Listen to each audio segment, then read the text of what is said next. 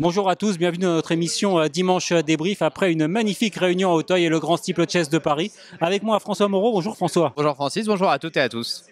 Au sommaire de notre émission Le Grand Steeplechase de Paris, Émile Thomas fidèle au rendez-vous, Kotkikova qui s'affirme de plus en plus comme une championne en steeplechase.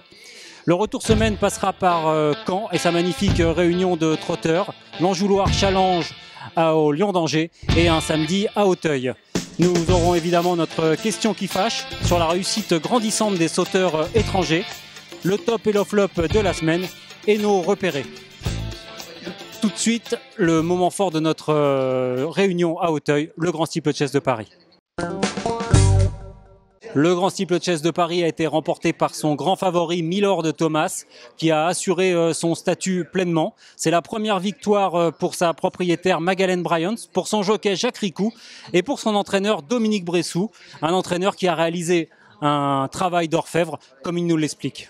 C'est de la joie, c'est de la joie et un soulagement d'avoir réussi à atteindre l'objectif qu'on s'était fixé depuis un an et demi, parce que l'année dernière on avait couru les courses préparatoires et j'avais dit à David Powell, le manager, j'ai dit on va faire l'impasse sur le Grand Steeple cette année. Il manque d'expérience, il est trop frais. Première participation, Grand Steeple, un cheval que j'ai fabriqué, c'est pas un cheval que j'ai hérité. J'ai pris mon temps parce que le cheval il est arrivé tard sur le steeple et il avait quoi après? Il devait avoir 6 parcours pour éventuellement courir le Grand Steeple à l'âge de 5 ans. Le cheval aurait peut-être perdu son moral et aujourd'hui on ne serait pas là, quoi.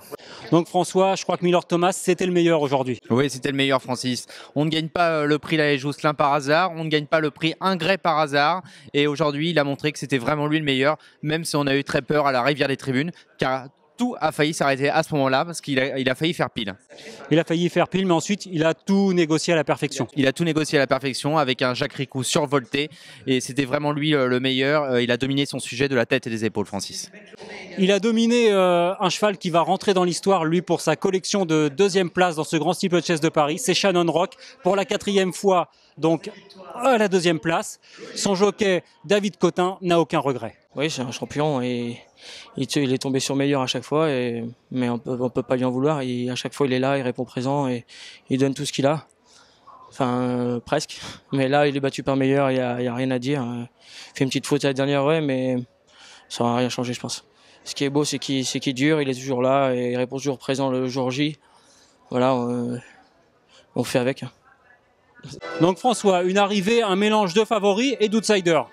Tout d'abord, Francis, quel cheval, Shannon Rock, incroyable, 4 fois 2e du Grand Steeplechase de Paris. David Cotin n'a pas de regret, il nous l'a dit, c'est normal car il a monté vraiment une course formidable. D'ailleurs, son entourage était satisfait de cette place, il est tombé encore une fois sur un cheval hors du commun, donc pas de regret. Ensuite, c'est forcément quelques surprises avec Saint-Pistol 3e. Après son prix du président de la République, on ne l'attendait certainement pas à ce niveau-là, mais il a montré qu'il avait la pointure de ces courses-là et on le reverra avec plaisir à l'automne. La 4e place et la 5e place avec Sidi Bouknadel étant assez précieuses. Là, on ne les attendait vraiment pas à cette fête, mais le plus important, le Grand Steeplechase de Paris, c'est d'aller au bout.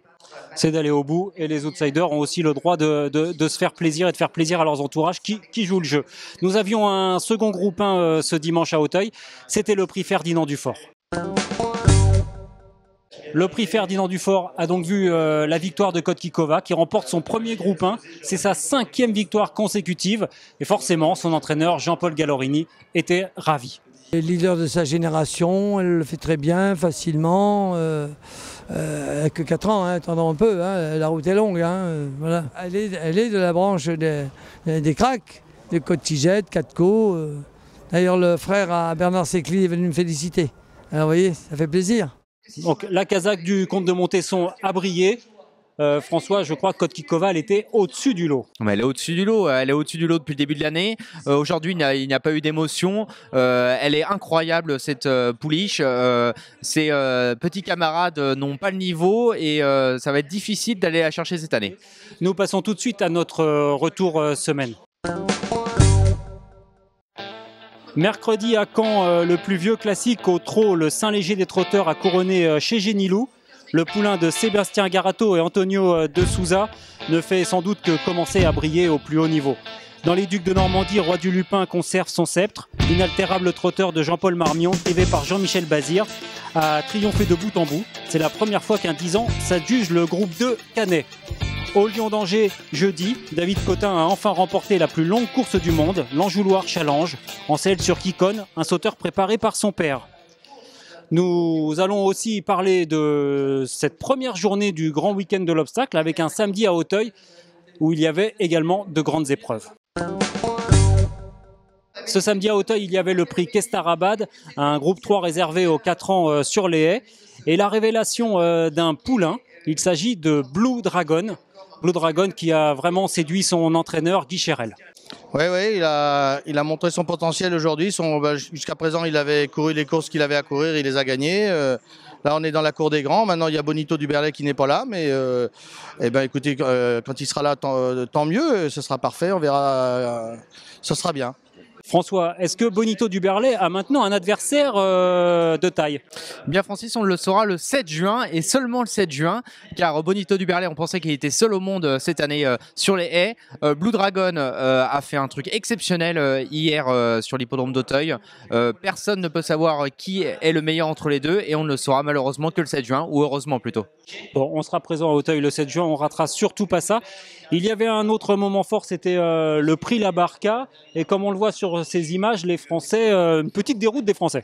Oui, une légère déroute avec une victoire anglaise de Balinagour, deuxième place pour Val de Ferbay, un concurrent irlandais, et le premier français Dos Santos ne termine que troisième.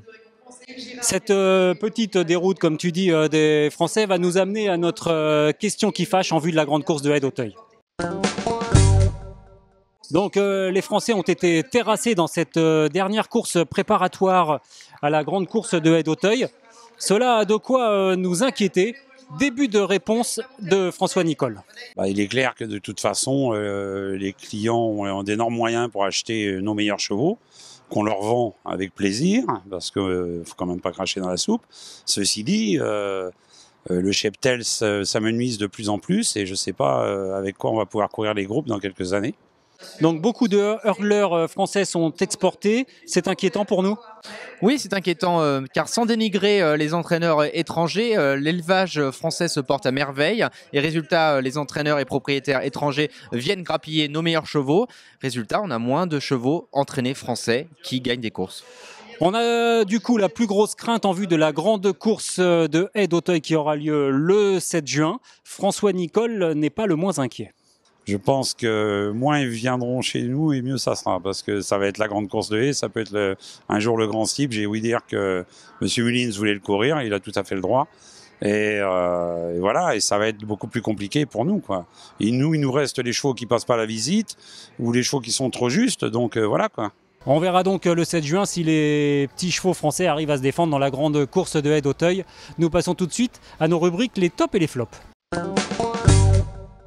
Le top, c'est forcément Jacques Ricou qui a remporté les 2 groupes 1 du dimanche à Auteuil avec le grand steeple et le prix Ferdinand Dufort. À 35 ans, c'est la consécration. Oui, c'est la consécration. C'est un personnage discret, Jacques Ricou, mais il fait le boulot, il fait le job.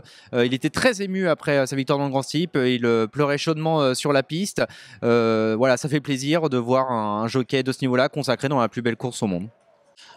La fête n'a pas été gâchée ce dimanche à Auteuil, mais presque. Il y a eu en fait un incident, aucune prise de pari sur l'hippodrome, un mouvement social de la part des guichetiers. Personne n'a donc pu engager de pari à Auteuil, c'est vraiment regrettable, un jour de grand steeple. Même Bertrand Bellinguet, auquel Alim Bouakaz a tendu son micro, regrettait cet incident.